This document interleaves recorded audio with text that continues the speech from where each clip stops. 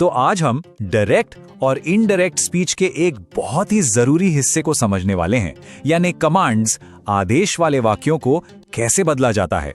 अक्सर ये थोड़ा मुश्किल लग सकता है, पर यकीन मानिए हम इसे बहुत ही आसान तरीके से समझेंगे। तो ये रहा हमारा आज का रोड मैप।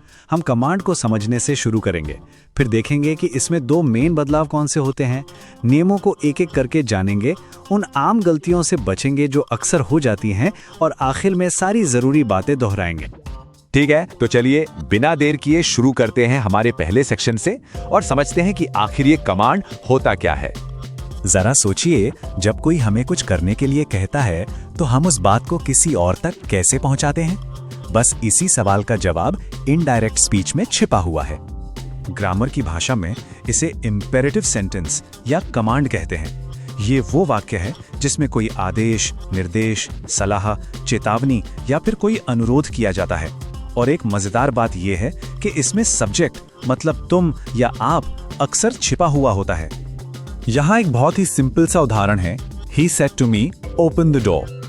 यह है डायरेक्ट स्पीच, क्योंकि इसमें बोलने वाले के शब्द ज्यों के त्यों कोटेशन मार्क्स के अंदर लिखे गए हैं। अब आते हैं सबसे जरूरी बात पर। डायरेक्ट से इनडायरेक्ट में जाने के लिए वो कौन से दो सबसे बड़े बदलाव हैं जो हमें करने होते हैं? तो दोनों में मेन फर्क क्या है? देखिए, डायरेक्ट स्पीच में कोटेशन मार्क्स होते हैं और बोलने वाले के असली शब्द होते हैं। वहीं दूसरी तरफ इनडायरेक्ट स्पीच में कोई कोटेशन मार्क्स नहीं होते और हम उस कमांड को अपने शब्दों में बता रहे होते हैं। और ये जो पूरा बदलाव है ना, वो सिर्फ दो जगहों पर होता है। पहला है रिपोर्टिंग वर्ब, जैसे कि सेड टू, और दूसरा है कमांड वर्ब, यानी वो क्रिया जो काम करने के लिए कह रही है। अब ये जो स्क्रीन पर है, ये बहुत दिलचस्प है। हम रिपोर्टिंग वर्ब कैसे चुनते हैं? देखिए, ये सब कुछ वाक्य के भाव पर निर्भर करता है। अगर आदेश है तो हम ऑर्डर्ड का इस्तेमाल करेंगे, अगर कोई गुजारिश है तो रिक्वेस्टेड कहेंगे, और अगर सलाह है तो एडवाइस का इस्तेमाल होगा। तो वाक्य के भाव को समझना ही सबसे जरूरी है। ठीक है, तो थ्योरी काफी हो गई। चलिए अब इस विश्लेषण के सबसे जरूरी हिस्से में चलते हैं और इन नियमों को एक एक करके बिल्कुल स्टेप बाय स्टेप समझते हैं। पहला और सबसे आम नियम है पॉजिटिव कमांड्स के लिए, यानी जब कोई काम करने के लिए कहा जाए तो हम कमांड वर्ब को टू प्लस वर्ब में बदल देते हैं। उदाहरण के लिए ये सेंटेंस देखिए, the teacher said to the students do your homework. ये एक सीधा साधा पॉजिटिव कमांड है। और अब देखिए ये कैसे बदला। The teacher instructed the students to do their homework. यहाँ सेड टू बन गया इंस्ट्रक्टेड, क्योंकि एक निर्देश था, और डू बन गया टू डू। देखा कितना आसान है। अब आते हैं दूसरे नियम पर, नेगेटिव कमांड्स के लिए। अगर वाक्य डू नॉट से शुरू हो रहा है तो वो बदलकर नॉट टू प्लस वर्ब हो जाता है। जैसे father said to his son do not waste time. ये एक नकारात्मक आदेश है, या हम कह सकते हैं कि एक तरह की सलाह है। और इसका इनडायरेक्ट रूप होगा father advised his son not to waste time.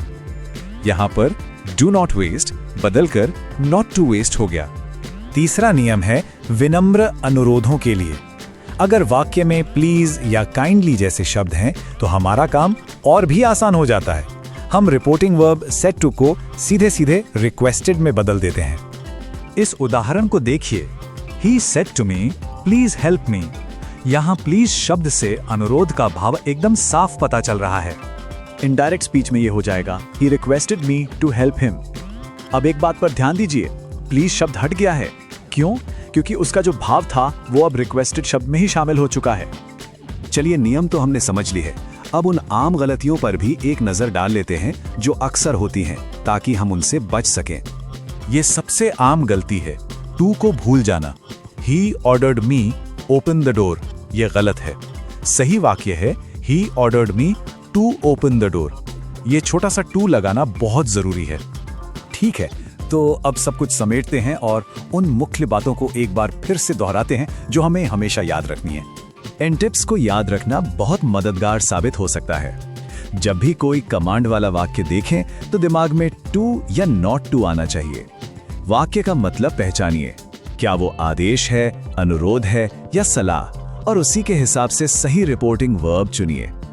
और अगर सब कुछ भूल भी जाए तो बस ये एक लाइन याद रखिए, कमांड वाले डायरेक्ट स्पीच को इनडायरेक्ट बनाते समय रिपोर्टिंग वर्ब को बदलो और मुख्य वर्ब के साथ टू या नॉट टू लगाओ, बस इतना ही।